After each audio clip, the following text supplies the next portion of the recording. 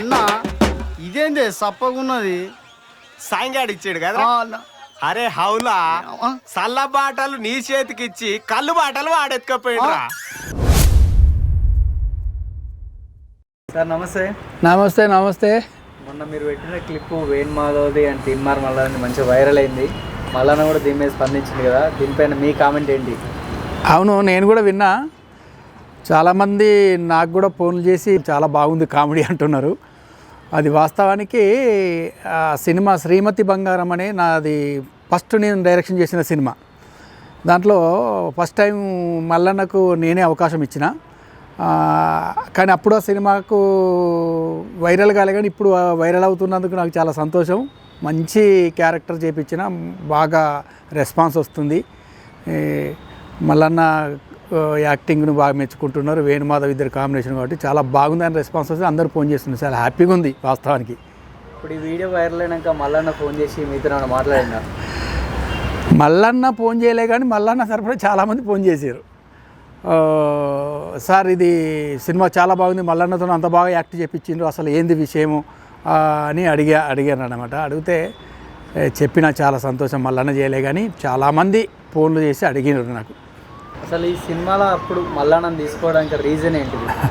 అంటే నేను first time cinema అది చేసినప్పుడు నేను మంచి ఆర్టిస్టులు అనుకున్నా. వేణుమాధవ్, హేమతో పాటుగా రిషి, రాజీవ్ కనకాల వీళ్ళందరూ పెద్ద పెద్ద యాక్టర్లతో చేసిన సినిమా.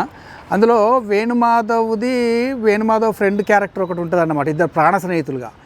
ప్లస్ మల్లన్నను తీసుకోవడానికి మెయిన్ కారణం ఏంటంటే దాంట్లో తెలంగాణ స్లాంగ్ బాగా పట్టుగా మాట్లాడే వాళ్ళు కావాలి. దానికోసం నేను సెర్చ్ చేస్తున్న టైంలో తీన్మార్ వార్తలు అని తెలుసు కదా మీకు. తీన్మార్ వార్తల్లో మల్లన్న ఆయన డిఫరెంట్గా మాట్లాడడం, తెలంగాణ పక్కాగా మాట్లాడడం నాకు బాగా నచ్చి మల్లన్న నేనే అప్రోచ్ అయ్యి ఈ క్యారెక్టర్ మీరు చేయాలని అతను సెలెక్ట్ చేసుకున్నా. చాలా బాగా చేసిండు. అంటే అప్పుడు ఎట్లుంటుండే షూటింగ్ టైంలో మల్లన్న మీతోటి రిలేషన్ ఎట్లుంటుండే? మల్లన్నను నేను పెట్టిన తర్వాత షూటింగ్ టైంలో చాలా సరదాగా ఉండేది మాతోని. మళ్ళీ ఇంకొకటి ఏంటంటే మల్లన్నను మెచ్చుకోవాల్సిన అవసరం ఏంటంటే చాలా మంచి యాక్టర్. ఆయన యాంకర్గా చూస్తున్నారు మీరు, టీవీ ప్రమోటర్గా ఇప్పుడు అందరూ ట్రెండ్ అవుతుంది పొలిటికల్లో, కానీ చాలా మంచి యాక్టర్ ఉన్నారు అందులో. ఆయన వేణుమాధవ్ అంత పెద్ద సీనియర్ యాక్టర్ కూడా మల్లన్న ఫస్ట్ టైం యాక్ట్ చేసినట్టుగా కొత్తవాడు అనుకుంటా పోటాపోటీగా యాక్ట్ చేసిండు, అలవాటు లేకుండా. మంచి బాడీ లాంగ్వేజ్ ఇద్దరికి సరిపోయింది. ఒక ప్రాణ స్నేహితులుగా, ఒక ఎంప్లాయీస్, అదే మన పరిశ్రమ ఎంప్లాయీస్గా చేసిండ్రు. చాలా బాగా చేసినారు అన్నమాట. ఆ టైంలో మీకు ఏమైనా సపోర్ట్ చేసిండు ఆ మూవీ అప్పుడు ప్రెస్లో? సపోర్ట్ అంటే నేను సినిమా పూర్తయిన తర్వాత మల్లన్న 10 టీవీలో ఒక మంచి ఇంటర్వ్యూ పెట్టి ఇచ్చిండు, చిట్చాటు. తర్వాత అట్లాగే నేను మళ్ళీ మధ్యలో ఒక సినిమా చేసిన అమ్మాయితో సినిమా బతుకమ్మ సాంగ్ కూడా 10 టీవీలో ప్లే చేయించిండు. మల్లన్నకు నాకు మంచి ఫ్రెండ్షిప్ ఉండే. ఇప్పుడంటే ఆయన కొంచెం బిజీ అయిపోయి మీడియాలో బిజీ అయిపోయి పొలిటికల్లో బిజీ అయ్యింది, కానీ మల్లన్నను మా హుస్నాబాద్ కూడా తీసుకెళ్ళి నేను సన్మానం చేయించిన. మంచి ఫ్రెండ్ నాకు మల్లన్న. ఇక ఇప్పుడంటే ఆయన బిజీలో ఆయన ఉన్నాడు కాబట్టి కొంచెం అంతగా మధ్యలో మాకు గ్యాప్ వచ్చేసింది.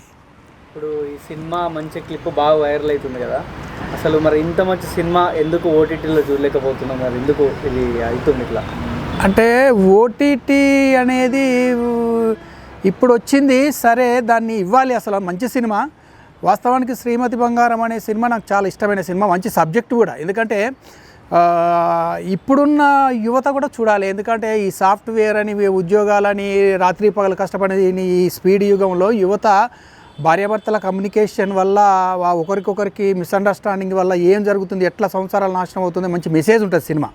చాలా మంచి సినిమా. ఇప్పుడు అసలు ఓటీటీలు రావాలి, కానీ ఇక కొన్ని ప్రాబ్లమ్స్ ఉన్నాయి దానికి. నేను ఇక దానికి ఏం చెప్పలేను, కానీ మంచి సినిమా, చాలా మంచి సినిమా, చాలా ఇష్టమైన సినిమా. ఆ సినిమా కోసం నేను చాలా కష్టపడ్డా, రిలీజ్ కూడా కష్టపడ్డా, రిలీజ్ చేసినాం.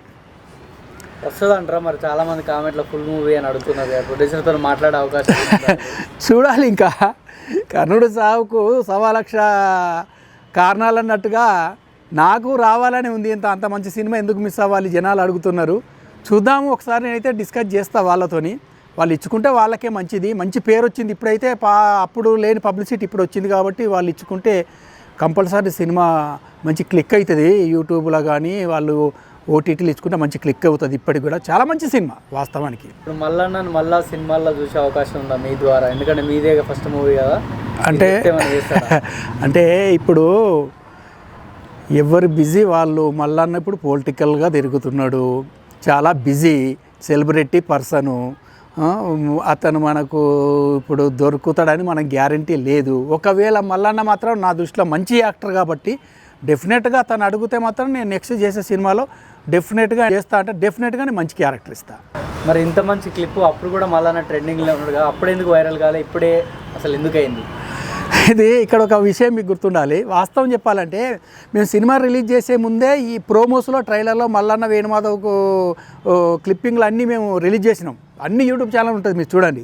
కాకపోతే అప్పుడు వైరల్ కాలి ఇప్పుడు అయిందంటే దానికి కొన్ని కారణాలు ఉంటాయి. ఒక్కొక్క సినిమాకు ఒక్కొక్క కథ ఉంటుంది.